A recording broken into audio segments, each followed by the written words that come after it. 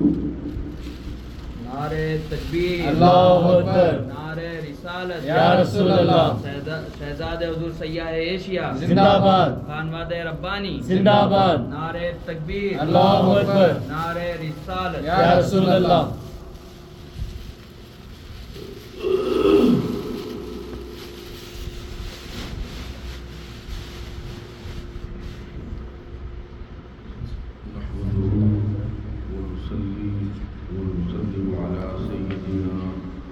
مولانا محمد وعلى آل سيدنا مولانا محمد وبارك وسلم. أما بعد أعوذ بالله من الشيطان الرجيم. بسم الله الرحمن الرحيم. ألا إن أولياء الله لا خوف عليهم ولا هم يحزنون الذين آمنوا وكانوا يتقون. سبحان ربك رب العزة عما يصفون وسلام على المرسلين والحمد لله رب العالمين.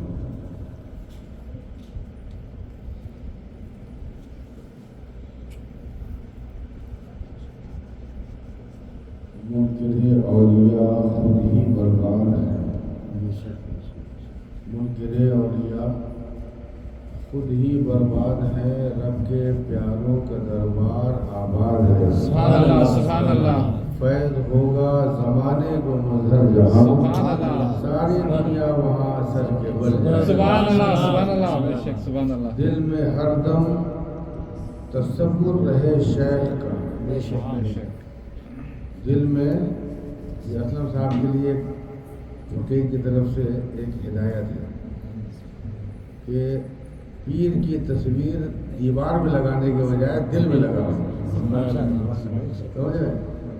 پیر و مرشد کی تصویر دیواروں میں اور الماریوں میں رکھنے کے بجائے اگر ان کی تصویر اپنے دل و دماغ میں آپ اتار لیں تو آپ کا کام ہو جائے گا. سبحان اللہ، سبحان اللہ. اسی طرف حضرت نے اشارہ بھی کیا ہے. میں اپنی طرف سے نہیں کہتا ہوں، پیر و مرشد کا فرمان ہے. فرماتے ہیں دل میں ہر دم تصور رہے شیخ کا. تصور کا مطلب خیال. اور خیال کس طرح کریں گے؟ ان کی تصویر لائیں گے نا. تصور سے تصویر ہے، تصویر سے تصور ہے. کیا ہے؟ تصویر سے تصور ہے. تو دل میں ہر دم تصور رہے شیخ کا اور ہر عبادت میں ہوتی رہے ابتدا. جب یہ ہوگا کہ ہر مرتبہ ہر حال میں آپ کو بس یہ کوشش ہوگی کہ ہمارے دل و دماغ میں تصور شیخ رہے، پیر کا خیال رہے، ان کی ابتدا رہے. حضرت فرماتے جب یہ تم ایسا کرو گے، ان کو فالو بھی کرو گے اور ساتھ ہی ساتھ ان کے تصور کو بھی اپنے ذہن و دماغ میں اتارو گے تو اس کا فائدہ کیا ہوگا؟ اس کا فائدہ آگے بتا رہے ہیں. دل میں ہر دم تصور رہے شیخ کا، ہر عبادت میں ہوتی رہے ابتدا. تو پھر اپنی صورت بھی پھر ایک دن دیکھنا. فرماتے اپنی صورت بھی پھر ایک دن دیکھنا اپنے مرشد کے سانچے میں ڈھلنا. سبحان اللہ. سمجھ رہے ہیں؟ تو اگر آپ چاہتے ہیں کہ آپ اپنے پیر و مرشد ہی کے سانچے میں ڈھل جائیں تو ایک آسان نسخہ حضرت نے بتا دیا کہ اور کچھ کرنے کی ضرورت نہیں ہے. بس ایک ایک چیز کو سنتے جاؤ اور اس پر عمل کرنے کی کوشش کرو. ذہن و دماغ میں ان کا تصور دل میں جماتے جاؤ. ایک دن آئے گا کہ دنیا جب آپ کو دیکھے گی تو آپ کو دیکھ کے آپ کے پیر کو یاد کرے. سبحان اللہ، سبحان اللہ. سمجھ رہے ہیں؟ آپ کو یاد نہ کرانا پڑے بلکہ آپ کا اپنا کریکٹر، آپ کا اپنا آپ کی سیرت، آپ کا اپنا کردار یہ خود بتائے کہ یہ کس کا مرید ہے. سمجھ رہے ہیں؟ ربانی کا کردار بنانا چاہیے کہ یہ مظہر ربانی کا ہو. ربانی کی گفتار بتانا چاہیے کہ یہ مظہر ربانی کا مرید ہے. ربانی کے عادت و اطوار بتانا چاہیے کہ یہ پیر و مرشد اس کے سرکار مظہر ربانی ہے. ان کا لباس بتانا چاہیے کہ یہ حضور سیاح ایشیا کا مرید ہے. سمجھ رہے ہیں؟ تو ان کی عادتیں اور ان کی سیرت کو اپناتے جائیے. انشاءاللہ تبارک و تعالیٰ آپ کو پھر بتانے کی ضرورت نہیں ہے. ربانی جو ہے ٹائٹل لگانے کی ضرورت نہیں، آپ کا کردار خود بتائے گا کہ یہ ربانی ہے. قرآن مقدس میں اللہ تبارک و تعالیٰ کا ارشاد ہے. اللہ فرماتا ہے الا ان اولیاء لا ان اولیاء اللہ لا خوف علیہم ولا هم یحزنون، اللہ کے جو اولیاء ہیں ان کو نہ تو کوئی خوف ہوتا ہے نہ ہی وہ رنجیدہ ہوتے ہیں۔ کبھی جیسے مولانا مظفر صاحب نے آپ کے سامنے ایک بڑی عمدہ بات کہہ دی، میں نے سوچا اسی بات کی تکمیل یہ فقیر کر دے کہ ولی کی جمع ہے اولیاء، اور اولیاء یعنی جو جس کا اولیاء پلورل ہے اور ولی سنگولر ہے۔ اب ولی کا معنی کیا ہوگا؟ تو ولی کے بہت سے معنی آتے ہیں۔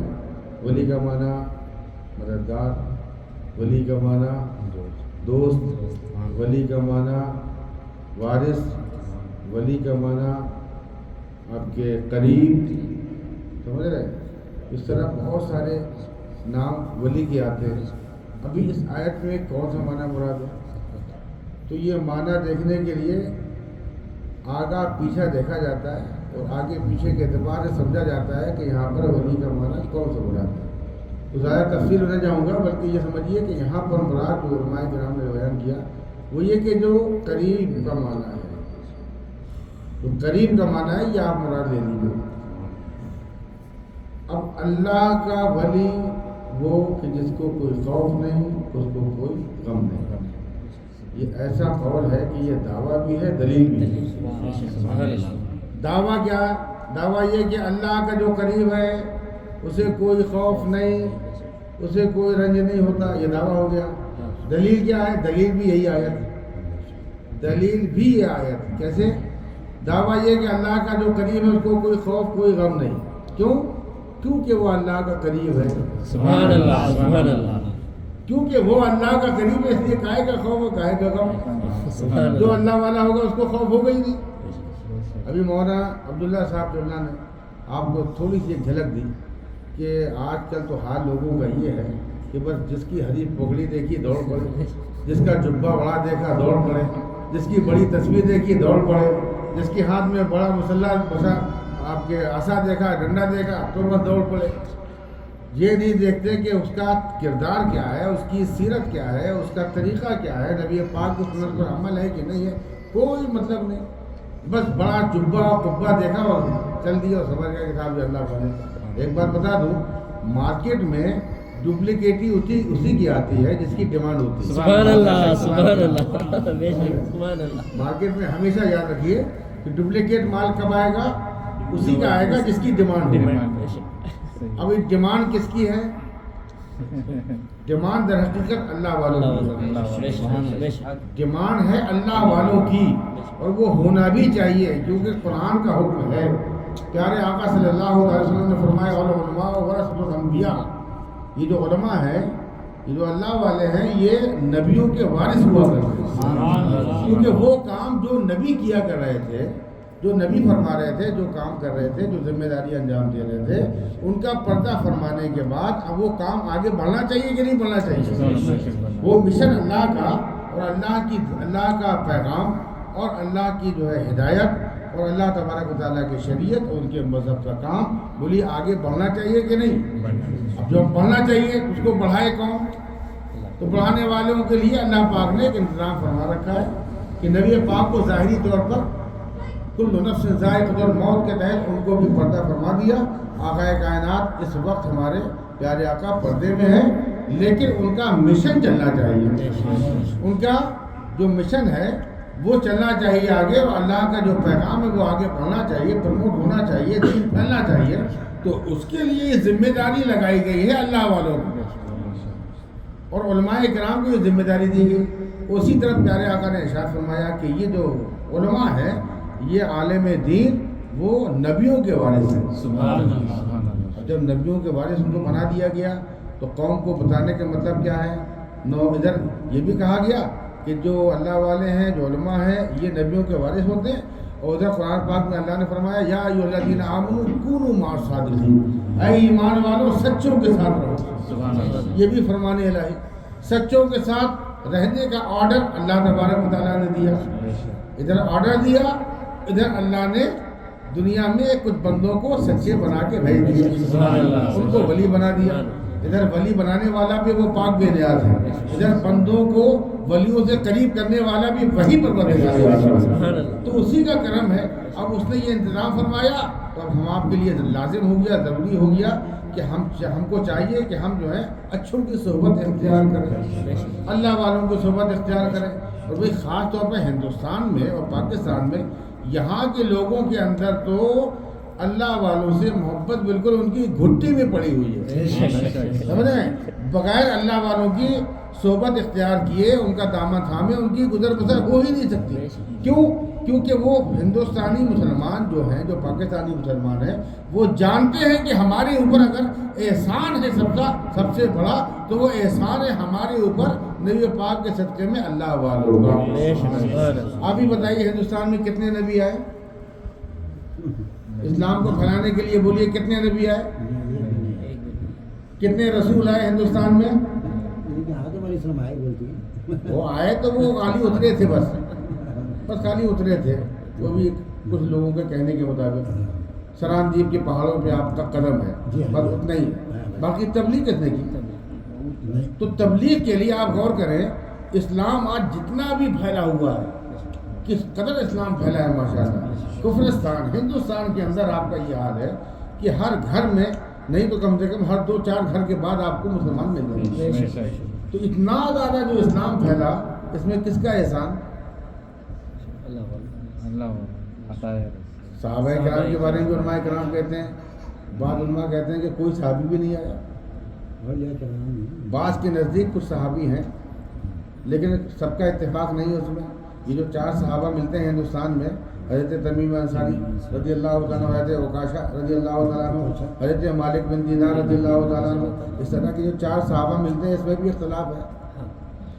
تو دین پھیلانے کے لیے بہت، میں آپ کو ایک بیسک چیز بتا رہا ہوں جو ہمیشہ یاد رکھنے والی بات ہے کہ دین یہاں پر ہندوستان اور پاکستان میں جو پھیلا وہ بظاہر نبی کے ذریعے سے تو پھیلا نہیں.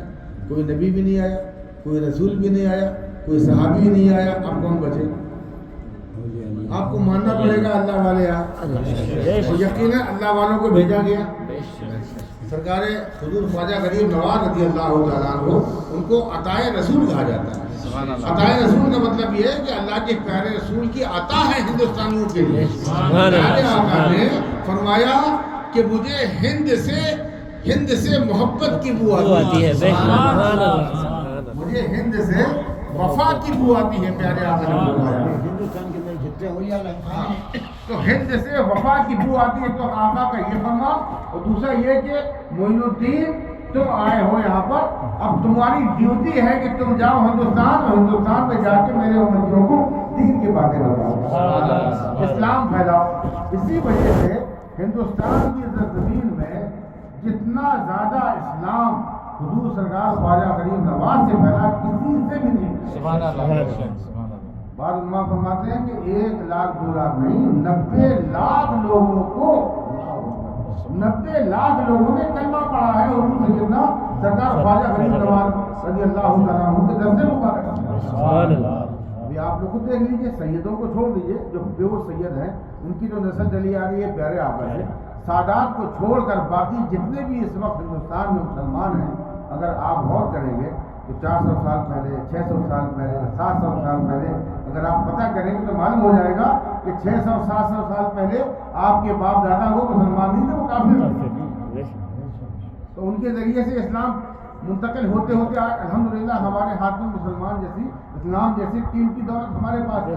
تو اس میں کس کا فیضان ہے؟ بولو ہے اللہ والوں کا فیضان کے لیے. اسی لیے حضور سیاح ایشیا خطیب الہند حضرت علامہ مولانا مظہر ربانی رحمۃ اللہ علیہ فرماتے ہیں کہ جس طرح آسمان ستاروں سے چمک رہا ہے، جس طرح آسمان کو اللہ نے ستاروں سے جگمگا رکھا ہے، اسی طرح ہندوستان کی زمین کو اللہ نے اللہ والوں کے مزاروں سے چمکا رکھا ہے. اللہ والوں کی جو آسانیں ہیں، یہ بھی مینار، یہ بھی آپ کے ہدایت اور رشد اور آپ کے خیر و برکت پھیلانے کا ایک مینار اور آپ کے ایک نور کی ایک سمجھ شمع ہے. جس طرح اللہ والے زندگی میں اسلام و نور پھیلا رہے تھے، اسی طرح الحمدللہ آج ان کے آستانوں سے بھی برابر اسلام بھی پھیل رہا ہے، روحانیت پھیل رہی ہے، نبی پاک کا عشق پھیل رہا ہے، اللہ والوں کی محبتیں پھیل رہی ہیں، اللہ تبارک و تعالیٰ کی توحید کے ڈنکے بج رہے ہیں. آج بھی ہے الحمدللہ. اور سنیت بھی جو قائم ہے حقیقت یہ اللہ والوں کے طفیل قائم ہے. اب آپ بتائیے سنیوں کو آپ کیسے ادا کر سکتے ہیں اللہ والوں کو؟ اب یہ مولوی آپ کا نعرہ 24 صدی کا ملا وہ آگے بولتا نہیں اللہ کے سامنے خالی سر جھکانا، غیر اللہ کے سامنے سر جھکانا نہیں، اللہ ہی کا خالی ادب کرنا، احترام کرنا، غیر اللہ کا ادب کرنا نہیں. اللہ کے بندے تو کہاں سے آ گیا مردود یہ سب باتیں بنانے کے لیے؟ قرآن میں کہا ہے بول، حدیث میں کہا ہے کہ اللہ والوں کا ادب نہ کرو، اللہ والوں کا احترام نہ کرو. کہاں ہے قرآن میں؟ تو اللہ فرما رہا الا ان اولیاء اللہ، قرآن میں تو اللہ فرما رہا ہے ان اولیاءہ الا المتقون، اللہ والے وہ ہیں جو اللہ کے حقیقت میں اللہ والے کون؟ جو تقوی والے. اللہ کے قرآن میں تو اللہ پاک فرما رہا ہے یا ایھا الذین کونوا مع الصادقین، اے ایمان والوں سچوں کے ساتھ رہو. قرآن تو ہم کو کہہ رہا ہے اللہ والوں کے ساتھ رہو. یہ مردود کہتا ہے اللہ والوں کے پاس مت جاؤ. ان کی قبر کو مت چومنا شرک ہو جائے گا، ان کے ہاتھوں کو مت چومنا، ان کے پیر کو مت چومنا شرک ہو جائے گا. غیر اللہ کو چومنا شرک، غیر اللہ کا ہمیں ناراض کہیں گا غیر اللہ کو چومنا شرک کس بیس پہ کہہ رہا ہے؟ تو واٹ ڈو یو مین غیر اللہ؟ غیر اللہ کیا ہے؟ جو اللہ نہ ہو، ماں سوا اللہ، ایکسپٹ اللہ. اب آپ بتاؤ پورا ہندوستان اللہ ہے کہ غیر اللہ؟ بولو بولو بولو بولو. پورا ہندوستان اللہ کے غیر اللہ؟ آپ کا پورا تمل ناڈو کہو گے غیر اللہ ہے کہ نہیں؟ آپ کا چنسندر بولیے غیر اللہ. اور مولوی کا فتویٰ یاد رکھنا، مولوی نے فتویٰ کیا دیا؟ غیر اللہ کو چومنا شرک، غیر اللہ کو چومنا شرک. اور ہندوستان پورا غیر اللہ چومنا شرک. یاد رکھنا.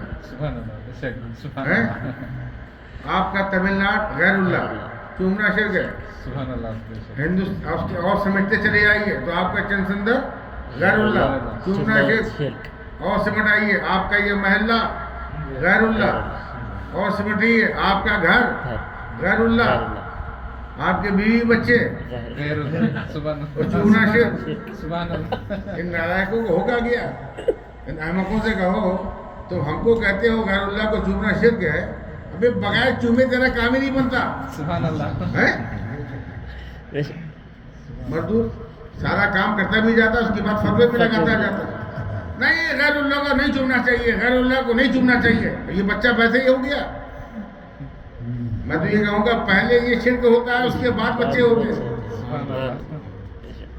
رات بھر تبلیغ کرے گا، اجتماع میں تبلیغ کرے گا، بیانوں میں تبلیغ کرے گا، مولوی عوام میں بتائے گا غیر اللہ کو چومنا شرک، غیر اللہ کو چومنا شرک.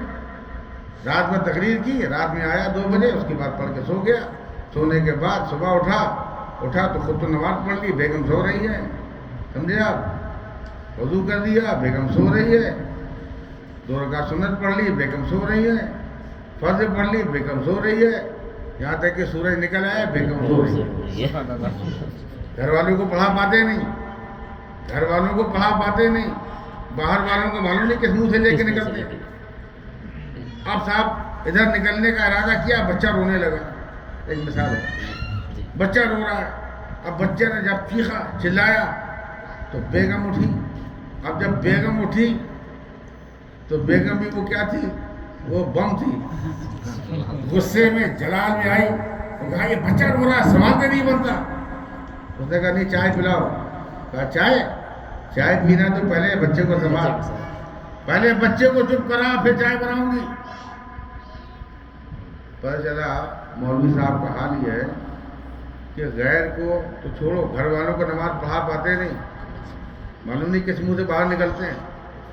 جو گستاخی رسول ہوگا، جو نبی کا ادب نہیں کرے گا، احترام نہیں کرے گا، اس کی گھر میں ویلیو کیا ہوگی؟ اس کی گھر میں کیا ویلیو ہوگی؟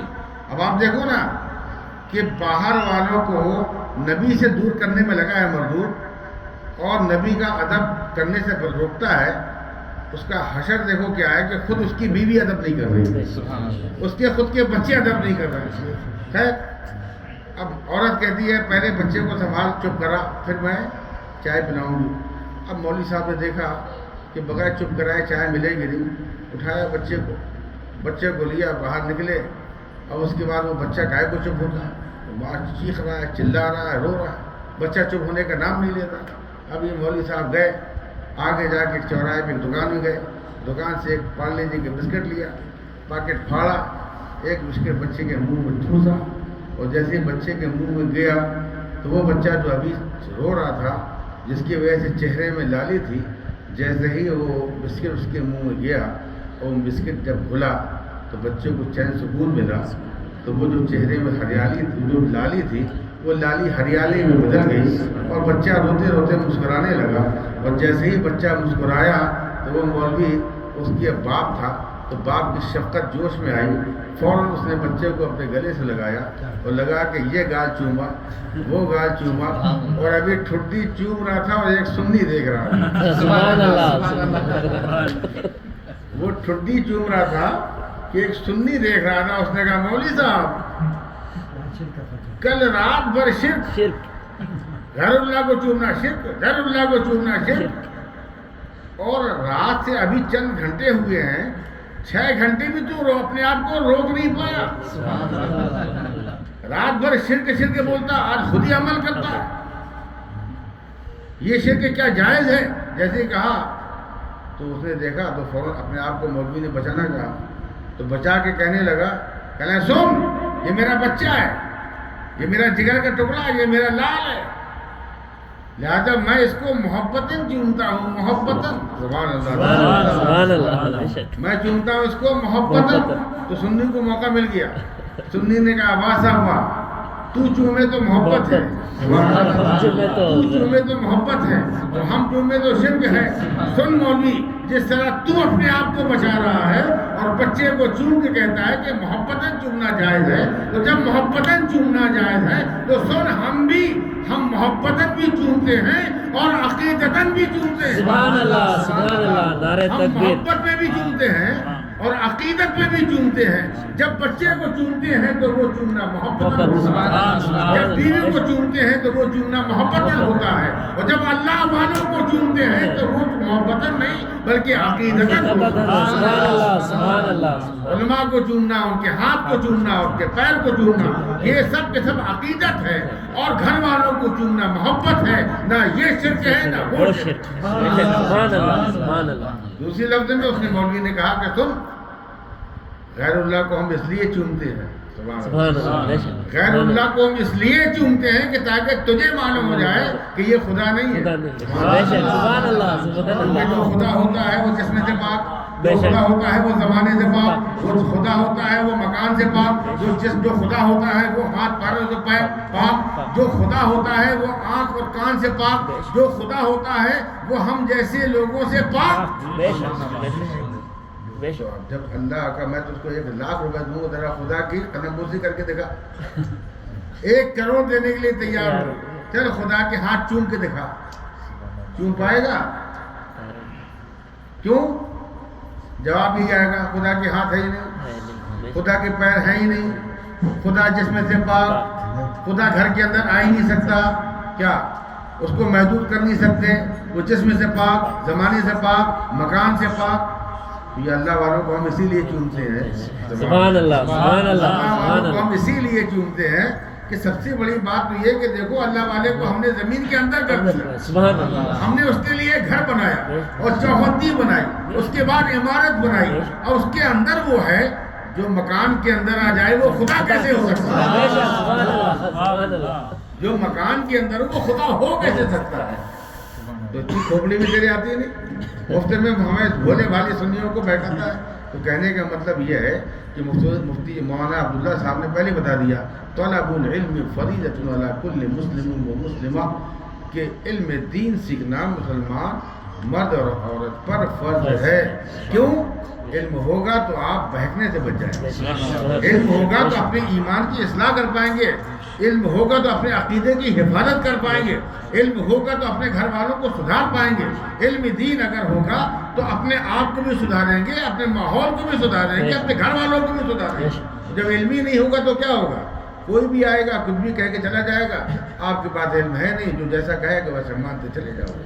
اللہ تبارک و تعالیٰ ہم سب کو علم دین سیکھنے کی توفیق عطا فرمائے اور علم نافع ہم کو عطا فرمائے. پروردگار پیارے حبیب کے صدقے میں ہم سب کی ایمان و عقیدے کی حفاظت فرمائے اور نبی پاک کے صدقے میں اولیاء کرام کی عقیدت و محبت ہم کو عطا فرمائے اور ہم سب کو مسلک اہل سنت پر ہمیشہ چلنے کی توفیق عطا فرمائے۔ یہ قصہ لطیف ہمیں تمام تھا جو کچھ بیان ہوا وہ آخر باب تھا۔ وما علینا الا البلاغ۔ السلام علیکم ورحمۃ اللہ وبرکاتہ۔ استغفر اللہ ربی من کل ذنب سرا وعلانیۃ واتوب الیہ۔